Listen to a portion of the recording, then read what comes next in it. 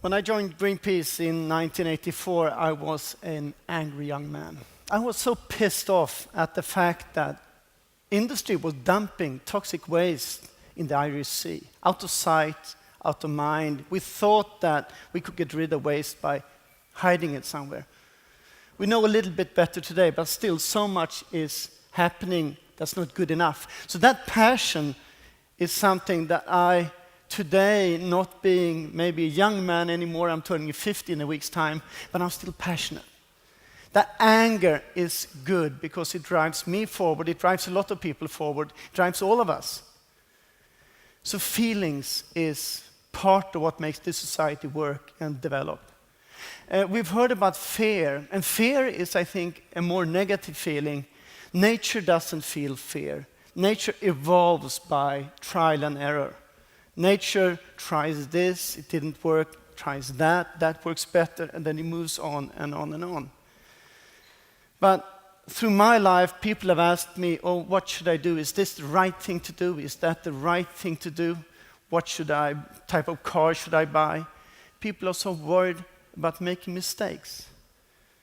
I've got 5 kids. The youngest are 6 and 7. When they learned to walk, they didn't say, oh, I tried to walk, I fell down. I'm not going to bother trying anymore. Of course they did it. None of us did, because I've seen all of you walk so far. But I've seen so many engineers coming to me and say, well, I'm not sure that an ethanol car is the perfect solution, so I will wait for the perfect solution. And I will wait and wait and wait, because we don't know what the perfect solution is. So when people ask me what is the right way to choose, the right thing to choose, I say, go that way. Go towards a better solution. Take a positive step. Think some extra. But I can't say what's going to be the perfect way to move around in society 50 years from now. I think it's important if we look at inventions. Take the electric car. 100 years ago, there were more electric cars in New York than there were petroleum cars. The electric car was really popular. And then came oil. Oil shook away all the electric cars. But then in the 70s, we got, with the first oil crisis, we got interest again for the electric cars. And they came back on the streets. The problem was that the batteries were too heavy. When it was really cold, they couldn't get all the way up on a hill. So of course it didn't work, and electric cars fell back out of interest again. But now, through hybrid cars, they are back as the hype of clean vehicles. So we have to bear with this development. Sometimes, like with freons was a great cooling agent and propellant. But then it turned out that it destroyed the ozone layer, and it's gone, not to come back, which is great. Again, something we discovered, no, it didn't work.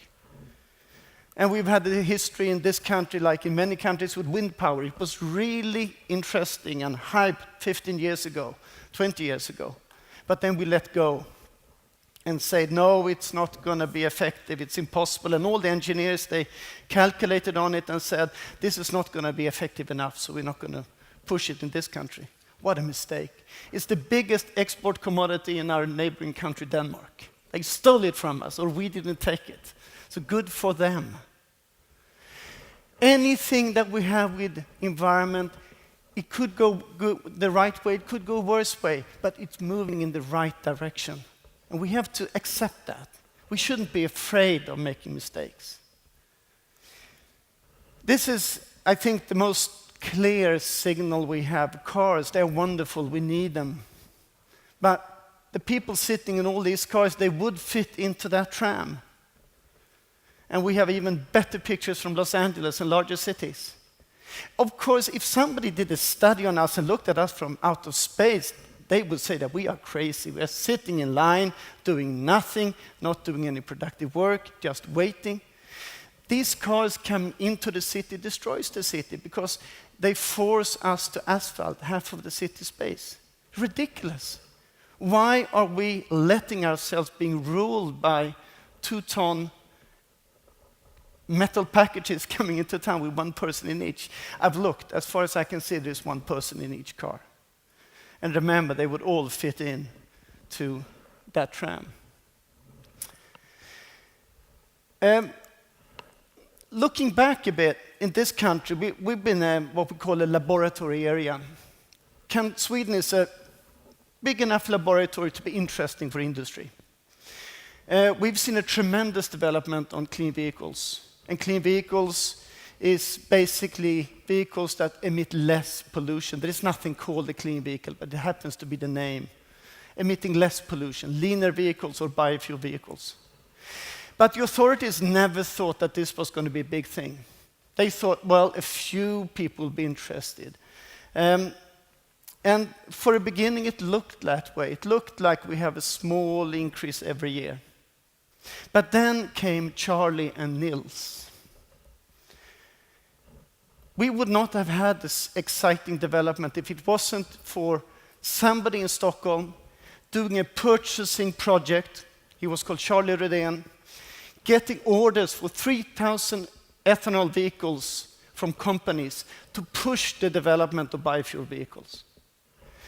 The petrol industry said, we are not going to put up any ethanol fueling stations because there are no cars. And the manufacturers said, we are not going to produce any cars because there are no fueling stations. You know, catch-22. Charlie Rydén did this purchasing project. He went to all the car companies, and at Ford, Nils Lekeberg, he took the challenge and said, well, I'm going to try to influence Ford, and he fought for it. And then Ford came with their Focus ethanol, thanks to Nils Lekeberg. One person, of course, other people listening within Ford, but he pushed it. He was the pusher. And then we had more development. It started to speed up a bit. And then came Kjell AC at Saab. He said to his manager that I can do an even better ethanol car. I can do something where you get 30 more horsepower if you run on ethanol because it is a better fuel for the engine. And his manager said, well, no, I'll check with the United States, our owners, GM. And he did, but they said, no biofuel cars, no, that's not interesting. But since they knew each other, Kjell said, well, please, can't I just try? And the manager knew Kjell AC, and he said, well, okay, I can't say yes, but I haven't said no either. So Kjell AC went down to the shop floor. They developed an ethanol car that was truly interesting for managers because it's more high salary level car. And it influenced a lot of people, and it showed that it was possible. You could actually have a fast development. And today, 35% of all new cars are clean vehicles in this country. Something that the authorities never thought was going to be able to happen. And it was thanks to a few people. I mentioned 3, Charlie, Nils, and Kjell AC. There are others that are behind these curves, but there are not that many. But they were driven by passion and not by fear. This is another interesting image. And I was actually going to ask you before I showed it that if you asked Volvo in the year 2000 when they would get rid of the gasoline car, what would they have said? Well, they would have said, I think never. Now you're seeing the answer. Volvo is not producing gasoline cars anymore. They're producing diesel and ethanol cars. The gasoline car is gone. And nobody thought that that was possible in the year 2000. Nobody.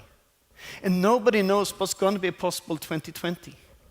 But we need, again, the people that are ready to take risks, ready to do something. And it's interesting, in the middle of this curve in 2004, Volvo had its best sale product ever with the SUV XC90. They made a lot of money on it. One thing, and that's fuel prices. The worst thing that can happen to this world and to us is cheap gasoline. This is somebody looking at the curve. The top curve is gasoline prices or oil prices, and you see the very high price in, was it June 08, April, June. Below you see how people on Google have checked for electric cars. So as soon as the oil price goes up, people look for alternatives. So let's hope for a high gasoline price, because that's the quickest way to push our development forward. As soon as we have a high price on gasoline, people get interested. More happens, more development projects. And that is exactly what we need to see, because the solution is out there. We just need to go and grab it.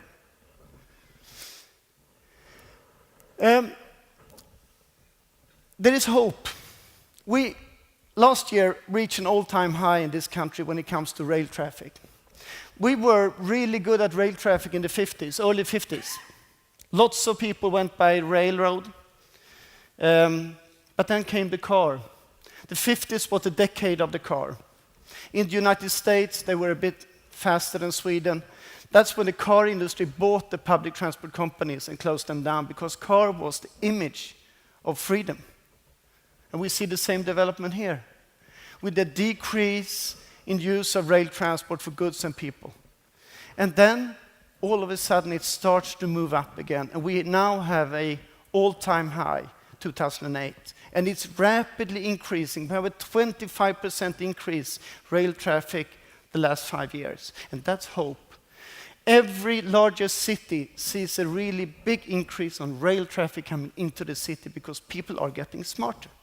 People are not sitting in queues anymore. And I see that as a really positive development.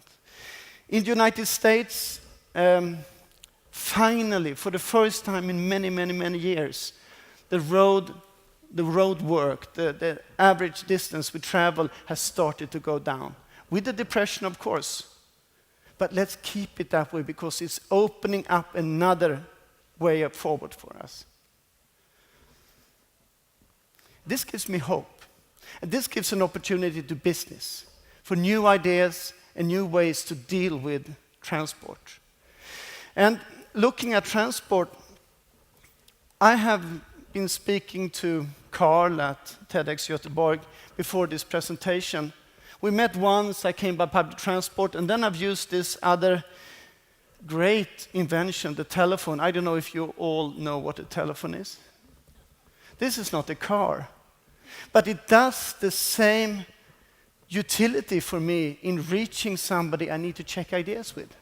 Internet and this telephone helps me not having to travel. Emissions are very low if you use a telephone, and it's very cheap. Or I could go by public transport. It's still relatively, it's very cheap. And emissions are very low if I have to go and see somebody, or if I have to come here, for instance, and talk to a lot of people. Or I could take, this is the most sold car in Sweden, or it has been in the history. Emissions, of course, much higher. So us moving to finding new ways of communicating, sometimes we don't need to go to a place. If you work in a hospital, you need to go there. But if you are working with ideas and communicate ideas, there are so many alternatives. So for me, as a closing thought, what is your transport utility need? I'm not saying car. Do you need a car?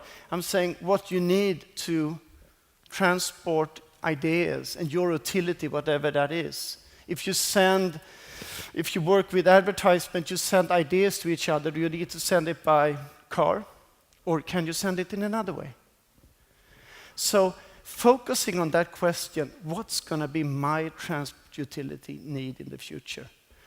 It's going to show very often. We're going to find that it may be sitting at home 1 day per week and working in town the other days, or a plug-in car, or you sit and work on the train.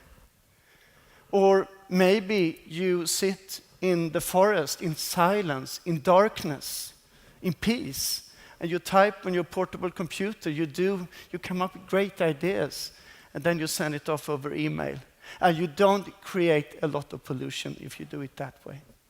It's not for everybody, but everybody can find a way of solving their transport utility in a less energy-intensive way.